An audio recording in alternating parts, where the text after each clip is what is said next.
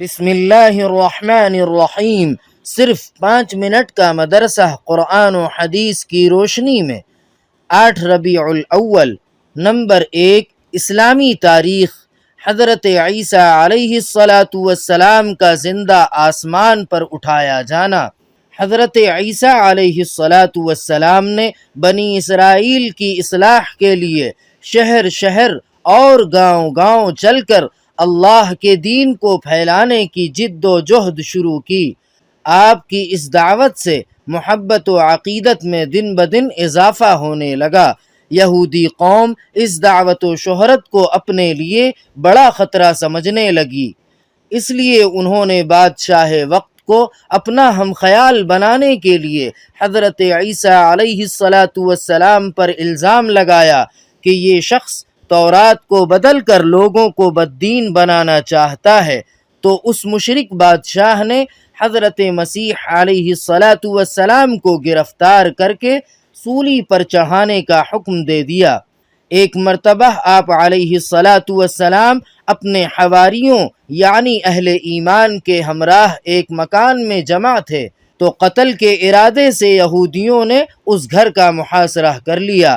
سارے حواری اپنی جان بچا کر بھاگے اور یہودیوں نے اپنے ایک آدمی کو انہیں قید کرنے کے لیے اندر بھیجا تو اللہ تعالی نے پہلے ہی حضرت عیسیٰ علیہ السلام کو آسمان پر اٹھا لیا اور اندر جانے والے شخص کو حضرت عیسیٰ علیہ السلام کا ہم شکل بنا دیا۔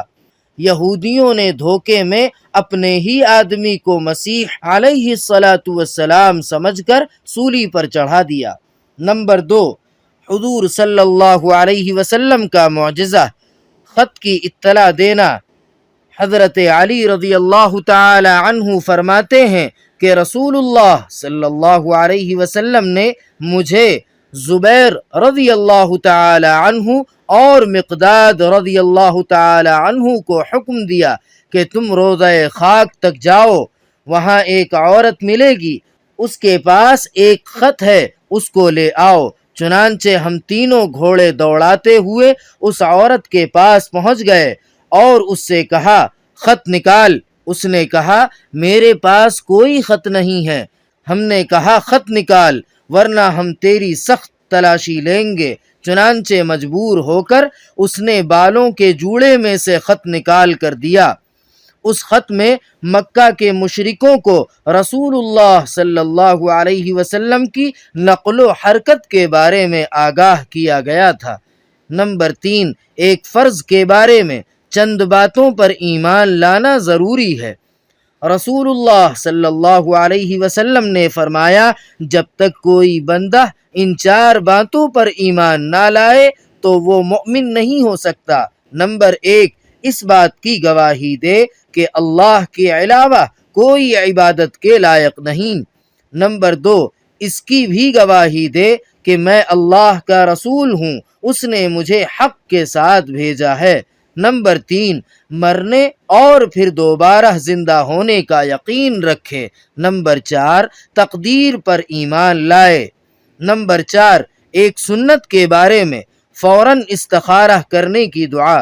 رسول اللہ صلی اللہ علیہ وسلم کو جب کوئی کام فوراً درپیش ہوتا تو یہ دعائے استخارہ پڑھتے، اللہم خر لی واختر لی۔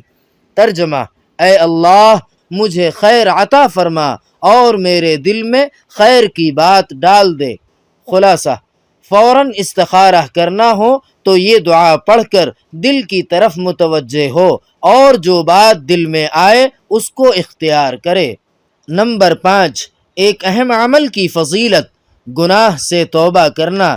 رسول اللہ صلی اللہ علیہ وسلم نے فرمایا، جب بندہ توبہ کر لیتا ہے تو اللہ تعالی کرامن کاتبین کو اس کے گناہ کو بھلا دیتے ہیں اور اس کے اعضاء اور جوارح کو بھی بھلا دیتے ہیں، حتیٰ کہ زمین کے ٹکڑوں کو بھی اللہ تعالی بھلا دیتے ہیں، یہاں تک کہ وہ قیامت کے دن اللہ تعالی سے اس حال میں ملے گا کہ اس کے خلاف اللہ تعالی کی بارگاہ میں کوئی گواہ نہیں ہوگا۔ نمبر 6، ایک گناہ کے بارے میں دکھلاوے کے لیے خرچ کرنا۔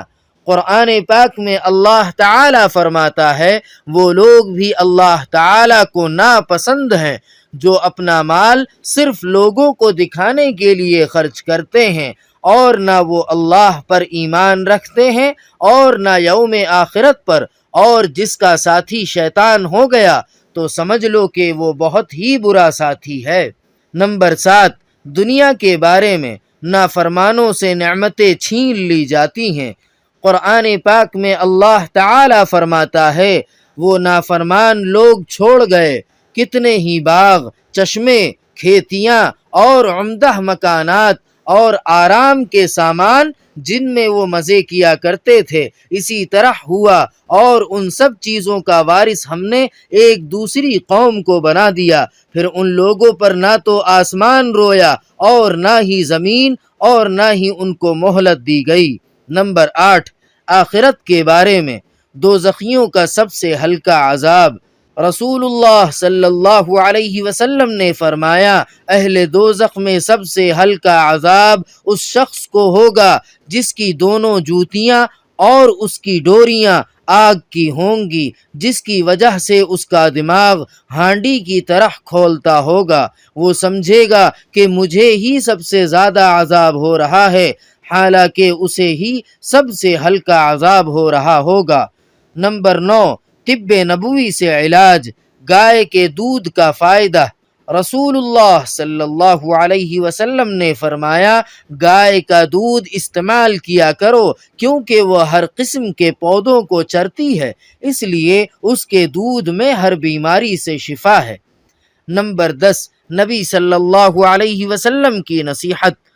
رسول اللہ صلی اللہ علیہ وسلم نے فرمایا علم وراثت سیکھو اور دوسروں کو اس کی تعلیم دو، کیونکہ یہ آدھا علم ہے، یہ علم بھلا دیا جائے گا، امت سے سب سے پہلے اسی علم کو اٹھایا جائے گا۔ سبحان ربک رب العزت عما یصفون وسلام علی المرسلین والحمد للہ رب العالمین۔